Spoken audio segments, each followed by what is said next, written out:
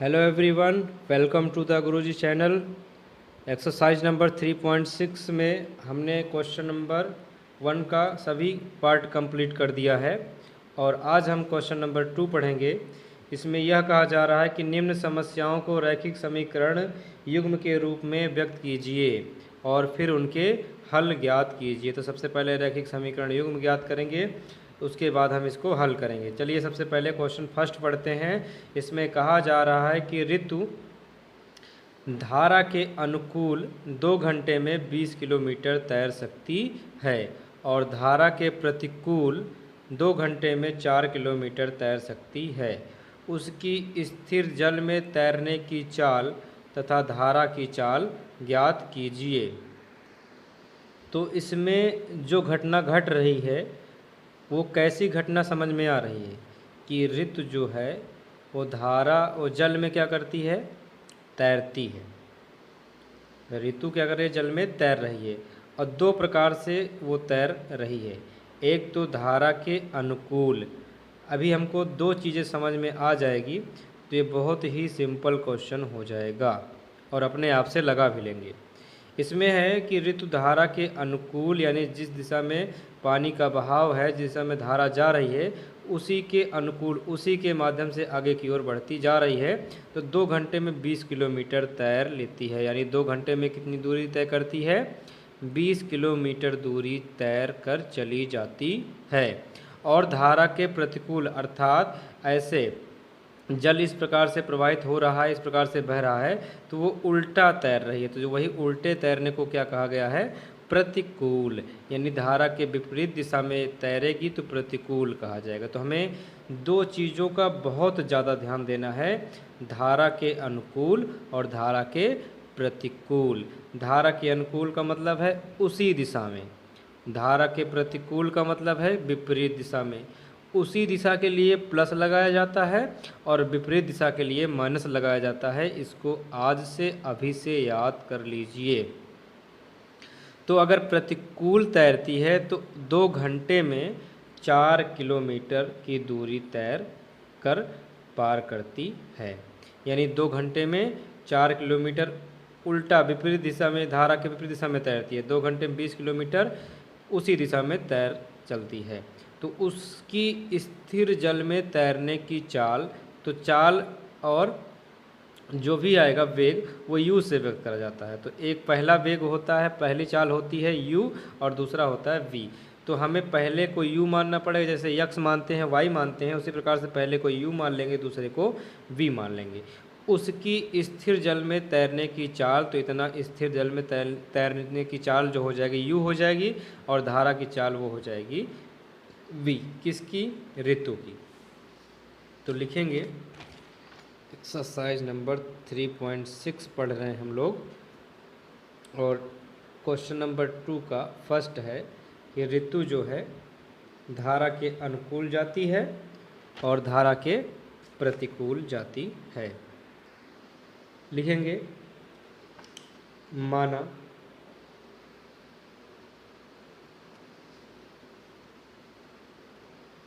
स्थिर जल में तैरने की चाल, स्थिर जल में तैरने की चाल is equal to u kilometre per hour, kilometre प्रति घंटे। अब इसके बाद स्थिर जल में तैरने की चाल के बाद क्या कहा गया था कि धारा की चाल क्या है, स्थिर जल में तैरने की चाल तथा धारा की चाल ज्ञात कीजिए। तथा धारा की चाल is equal to v kilometre per hour प्रति घंटे। अब हम प्रश्न के अनुसार चलेंगे। प्रश्न ये कह रहा है कि ऋतु धारा के अनुकूल, ऋतु धारा के अनुकूल, तो यहाँ लिखेंगे ऋतु के धारा के अनुकूल तैरने पर, अगर वो धारा के अनुकूल तैरेगी तो उसी दिशा में तैरेगी तो प्लस लगेगा। तो पहली चाल क्या है, u। और प्लस दूसरी चाल क्या है वी, अनुकूल के लिए हमने कहा प्लस लगे। ये सभी क्या है चाल, आपको बहुत अच्छी तरीके से पता है, क्या पता है, बहुत अच्छी तरीके से चाल बराबर क्या होता है, दूरी बटे समय, सबको पता है ना, कमेंट में बोलिएगा एस। यहाँ पर देखिए चाल बराबर क्या होता है, दूरी बटे समय, तो ये इतना क्या है, चाल ही तो है, चाहे वो धारा के अनुकूल हो या धारा के प्रतिकूल, तो इतना क्या है चाल। चाल बराबर होता क्या है, चाल बराबर होता है दूरी। अब देखिए दूरी कितनी है, 2 घंटे में, 2 घंटे क्या है समय, 20 किलोमीटर, 20 किलोमीटर क्या है दूरी, तो दूरी के स्थान पर कितना लिखेंगे 20 किलोमीटर, और बटे कितना समय लेता है, 2 घंटे समय लेती है। तो 20 क्या है किलोमीटर और 2 क्या है घंटे, यानी कि किलोमीटर पर आर।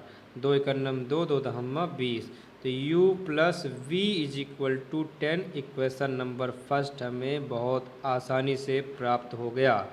धारा के अनुकूल के बाद बात करेंगे धारा के प्रतिकूल की। यहाँ लिखिए धारा के प्रतिकूल, प्रतिकूल का मतलब है कि विपरीत दिशा में तैरेगी, और विपरीत दिशा के लिए जो चाल होगी वो माइनस हो जाएगी। तो पहली चाल है u, माइनस कर देंगे दूसरी चाल से v, कुल मिला के जो भी है वो क्या है चाल है, और चाल बराबर क्या होती है दूरी बटे समय, चूंकि लगा लेंगे, ये इतना क्या है चाल, चाल बराबर दूरी बटे समय, तो ये किसकी चाल होगी, धारा के प्रतिकूल की। तो धारा के प्रतिकूल 2 घंटे यानी कि समय है में 4 किलोमीटर, 4 किलोमीटर क्या है दूरी, दूरी के स्थान पर 4 किलोमीटर और बटे समय कितना 2r, 2 घंटे। तो 2 एकन्नम 2, 2 दूना 4, तो u minus we is equal to आ गया 2। ये हो जाएगा इक्वेशन नंबर सेकेंड। तो हमने यहाँ तक सॉल्व कर दिया। रैखिक समीकरण युग्म के रूप में व्यक्त कीजिए, तो हमने ये रैखिक समीकरण युग्म के रूप में व्यक्त कर दिया। अब इसको हम सॉल्व करेंगे, हल करेंगे।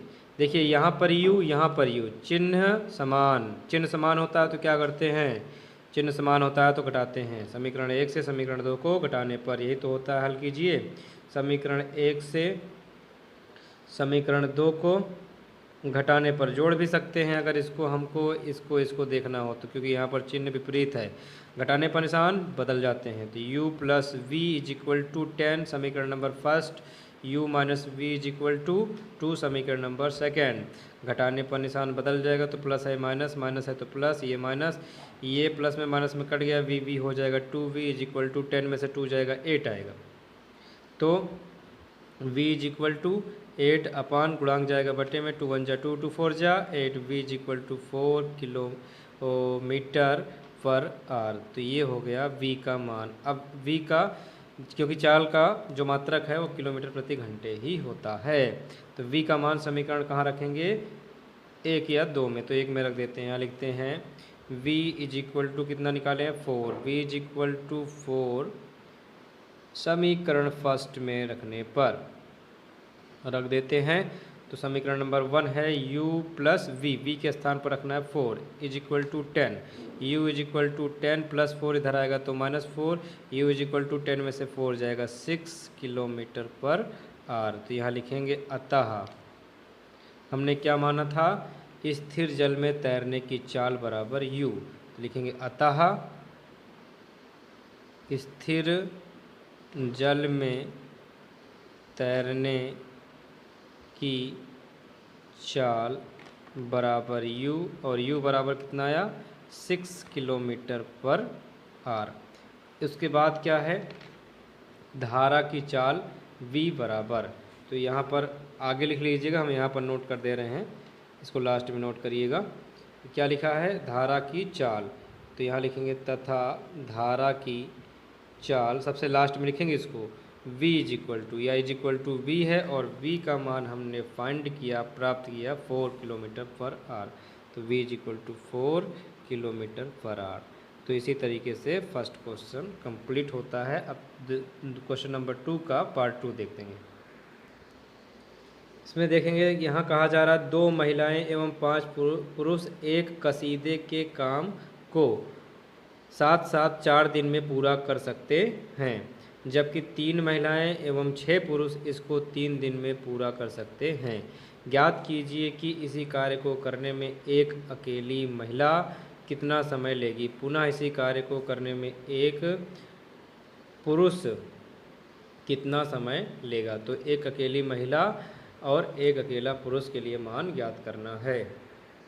तो हमसे ये कहा जा रहा है कि इसी कार्य को एक अकेली महिला कितना समय लेगी। पुनः इसी कार्य को करने में एक पुरुष कितना समय लेगा। तो पहले एक अकेली महिला है, लिखेंगे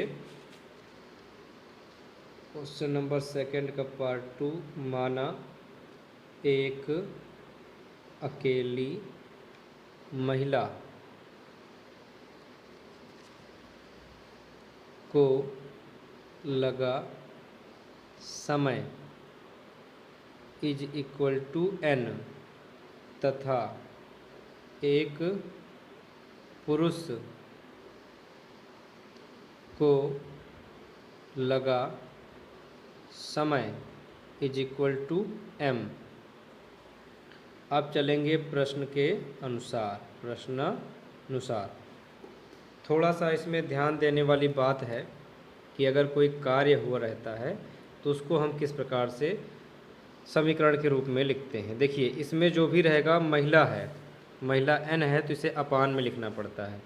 तो 2 महिलाएं एवं 5 पुरुष एक कसीदे के काम को साथ साथ 4 दिनों में पूरा करते हैं।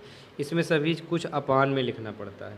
तो 2 महिलाएं हैं तो लिखना पड़ेगा 2/n। महिला को n माना गया, पुरुष को माना गया m, प्लस 2 महिलाएं और उसके बाद क्या कहा गया है 5 पुरुष। तो लिखेंगे 5 बटे पुरुष को क्या माना गया है m।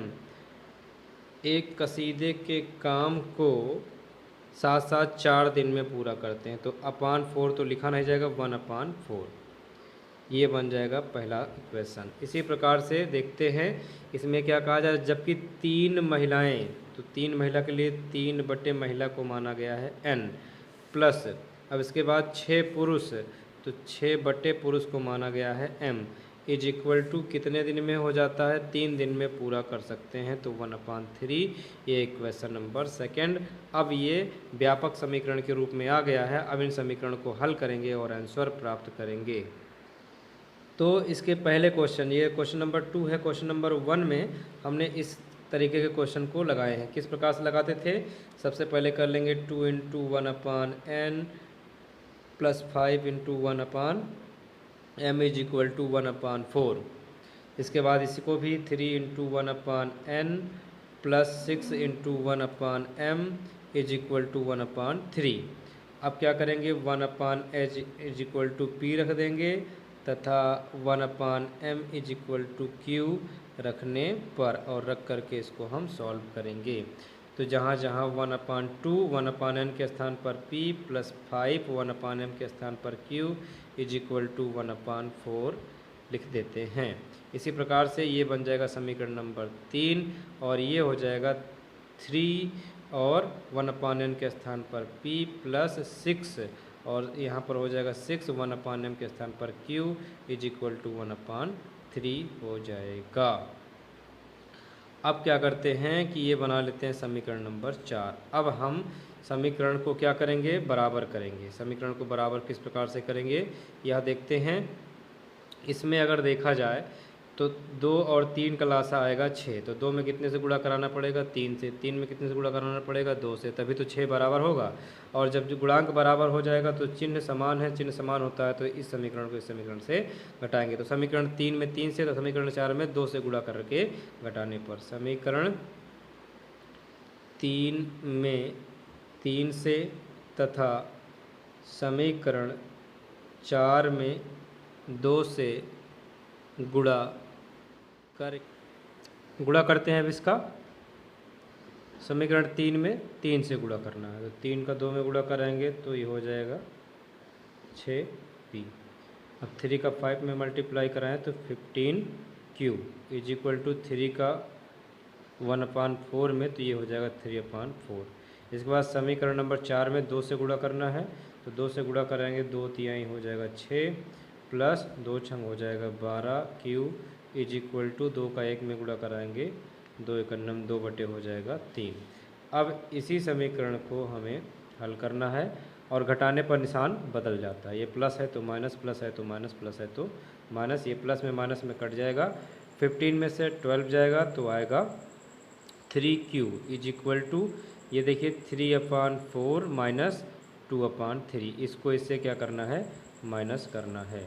3q is equal to 3 का 3 में मल्टीप्लाई 9, 4 का 2 में मल्टीप्लाई 8/4 का 3 में मल्टीप्लाई हो जाएगा 12। 3q इज इक्वल टू 9 में से 8 जाएगा तो 1/12। q इज इक्वल टू 1/12, गुणांक आता है बटे में तो इंटू कर देंगे 3, तो q इज इक्वल टू हो गया 1/12 का 3 में मल्टीप्लाई कराएं 36। अब ये q का मान समीकरण नंबर 3 में रखेंगे तो लिखेंगे q इज इक्वल टू 1/36, 1/36 समीकरण नंबर 3 में रखने पर। तो समीकरण नंबर 3 देखते हैं। समीकरण नंबर 3 है 2p + 5q, तो यहाँ लिखेंगे 2p + 5 और q के स्थान पर रख देंगे 1/36 इज इक्वल टू कितना है, 2p + 5q is equal to 1/4, तो यहाँ पर कर देंगे 1/4। 2p इज प्लस 5 का 1 multiply 5/36 is equal to 1/4। 2p is equal to 1/4 plus 5/36 है, इधर आएगा तो माइनस 5/36 हो जाएगा। और इसके बाद 2p इज इक्वल टू 36 का 1 मल्टीप्लाई 36 माइनस 4 का 5 में 20 इसका इसमें मल्टीप्लाई करें तो 4 का 6 में हो जाएगा 24, ये हो जाएगा 2, 4 का 3 में हो जाएगा 12, 12 में 2 ऐड करें तो हो जाएगा 144। 2p इज इक्वल टू 36 में से 20 जाएगा तो 6 में से 0 जाएगा 6, 3 में से 2 जाएगा 1/144। 16 1 जा 16, 16 9 जा 144। 2p is equal to 1/9, p is equal to 1/9 और गुणांक आता है बटे में तो p इज इक्वल टू आ गया 1/18। तो हमने देखा कि p इज इक्वल टू आ गया है 1/18 और q इज इक्वल टू 1/36। तो यहाँ पर लिख लेते हैं p इज इक्वल टू 1/18 और q इज इक्वल टू 1/36 है। अब जब की कंडीशन लगा देते हैं, जब 1/n is equal to p, तो 1/n is equal to p के स्थान पर 1/18 रखेंगे, तो n का 1 में मल्टीप्लाई n और 18 1 जा 18, तो n इज इक्वल टू आ गया 18। इसी प्रकार से जब लगाएंगे 1/m इज इक्वल टू कितना है, q है, तो 1/m is equal to q का मान 1/36, m1 का 1 में 1 और इसका 36 हो जाएगा। तो हमने शुरुआत अगर देखी जाए तो हमने कहा था एक अकेली महिला को लगा समय n, तो यहाँ पर लिख देंगे अतः एक अकेली महिला को लगा समय n is equal to n बराबर आ गया 18, तो 18 दिन कर देंगे 18 23। इसके बाद एक पुरुष को लगा समय, तो यहाँ लिखेंगे एक पुरुष को लगा समय m is equal to m बराबर 36 है, तो 36 डेज यानी कि 36 दिन। क्वेश्चन नंबर 2 का थर्ड है, रूही 300 किलोमीटर की दूरी पर स्थित अपने घर से जाने के लिए कुछ दूरी रेलगाड़ी द्वारा तथा कुछ दूरी बस द्वारा तय करती है। यदि वह 60 किलोमीटर रेलगाड़ी द्वारा तथा शेष बस द्वारा यात्रा करती है तो उसे 4 घंटे लगते हैं। यदि वह 100 किलोमीटर रेलगाड़ी से तथा शेष बस से यात्रा करे तो उसे 10 मिनट समय लगते हैं। रेलगाड़ी एवं बस की चाल ज्ञात कीजिए। तो यहाँ पर हमें रेलगाड़ी और बस की चाल पूछी जा रही है। लिखेंगे माना रेलगाड़ी की चाल u किलोमीटर पर आर तथा बस की चाल बराबर v किलोमीटर पर आर, यानी प्रति घंटे।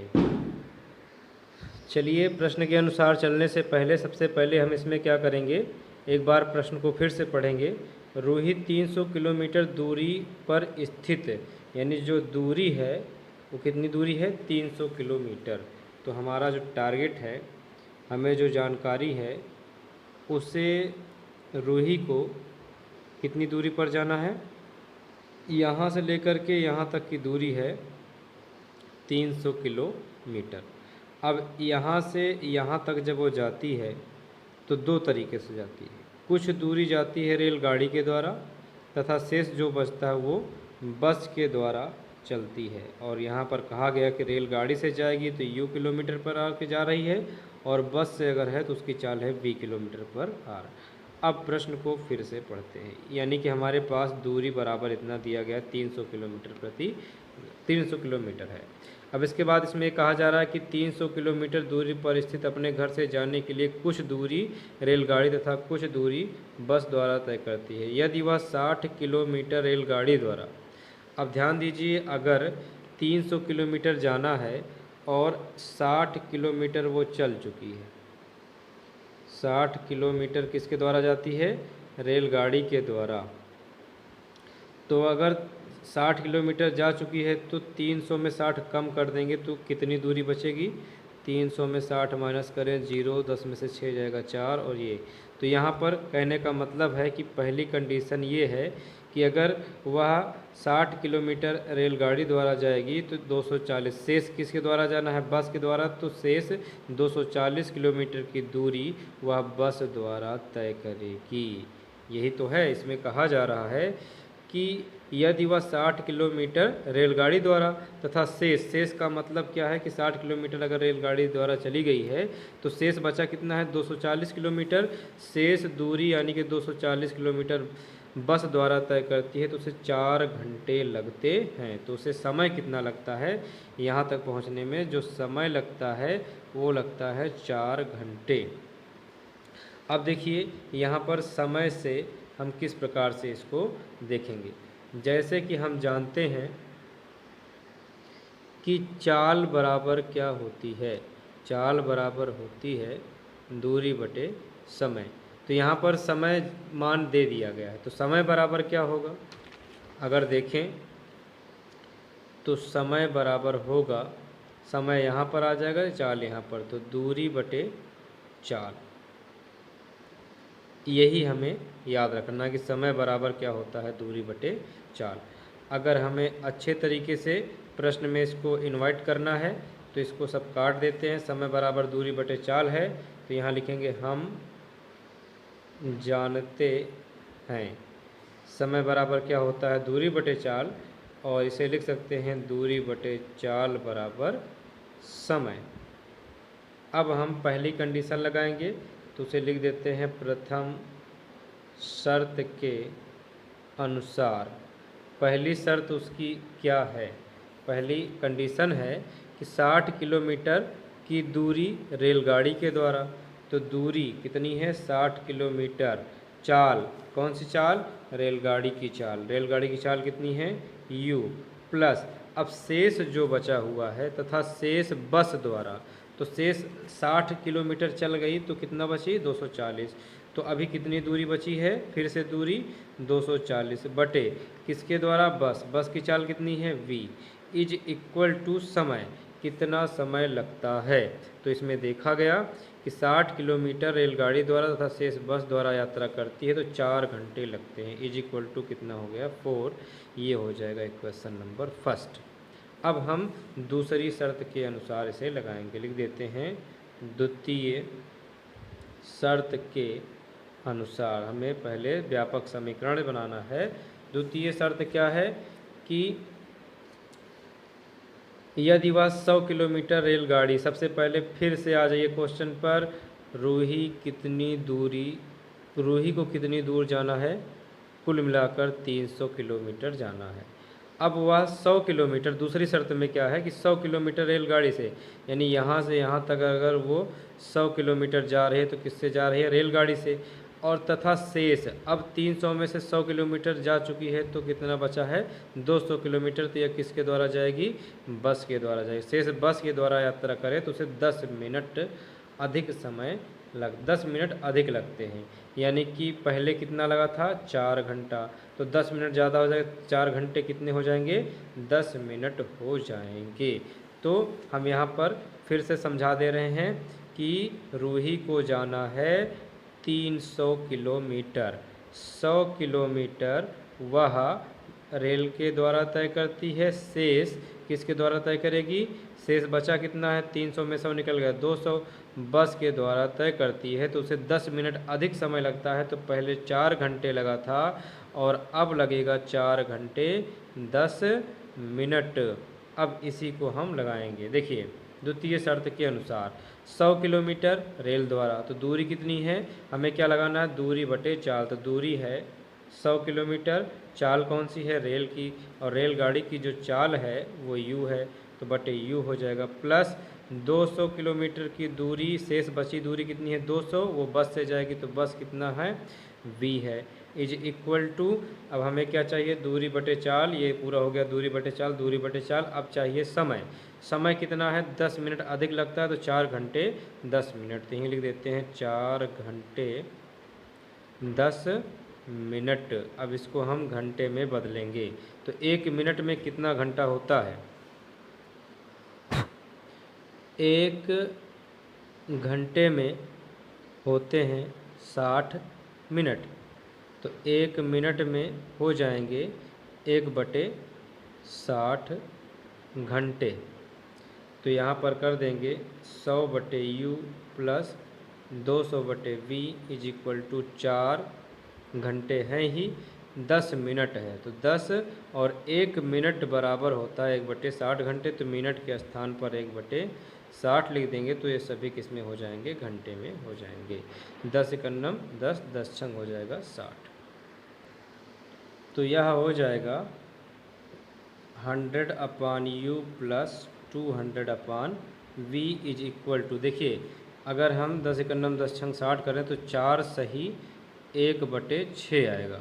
हल करेंगे तो 4 तो अलग है और 1/6 घंटे हो गए, तो 4 6 चौक 24, 24 से 25, तो ये हो गया 25/6। तो यहाँ पर कर देंगे इज इक्वल टू 25/6। अब यह समीकरण बन गया दूसरा। अब दोनों समीकरण को सॉल्व करेंगे और u और v का मान निकाल लेंगे, समीकरण नंबर 1 और समीकरण नंबर 2। सबसे पहले इसमें क्या करें, 1/u इज इक्वल टू कुछ मान लें और 1/v इज इक्वल टू कुछ मान लें, तो इक्वेशन बन जाएगा। तो लिख लेते हैं, माना 1/u is equal to p तथा 1/v is equal to q रखने पर, माना काट ही दे रहे हैं, 1/u is equal to p तथा 1/v is equal to q रखने पर, तो जहाँ 1/u मिलेगा p रखेंगे। थोड़ा ध्यान देंगे, अभी तक हमने बहुत से क्वेश्चन लगाए हैं।